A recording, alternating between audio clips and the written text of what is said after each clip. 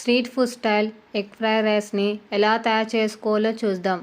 ముందుగా గిన్నెలో 1 table spoon oil వేసుకోవాలి. ఆయిల్ హీట్ అయ్యాక 2 పగలగొట్టుకున్న గుడ్లను వేసుకోవాలి.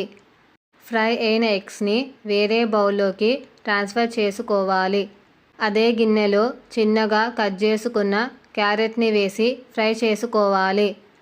క్యారెట్ ఫ్రై అయ్యాక మిగిలిన అన్నం, ఫ్రై చేసుకున్న ఎగ్స్ని వేసి ఒకసారి కలుపుకోవాలి. ఇప్పుడు అందులో 1/2 టేబుల్ స్పూన్ కారం, ధనియాల పొడి, చాట్ మసాలాని వేసి కలుపుకోవాలి.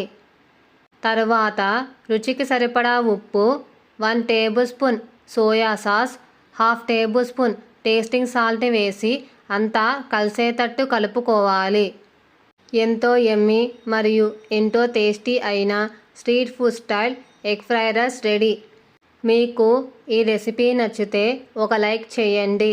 అలాగే మీ ఫ్రెండ్స్కి, రిలేటివ్స్కి షేర్ చేసి మరిన్ని వీడియోస్ కోసం ఛానల్ని సబ్స్క్రైబ్ చేసుకొని వీలైతే రెసిపీని ట్రై చేసి ఫీడ్బ్యాక్ రూపంలో నాకు కామెంట్ చేయడం మాత్రం మర్చిపోకండి.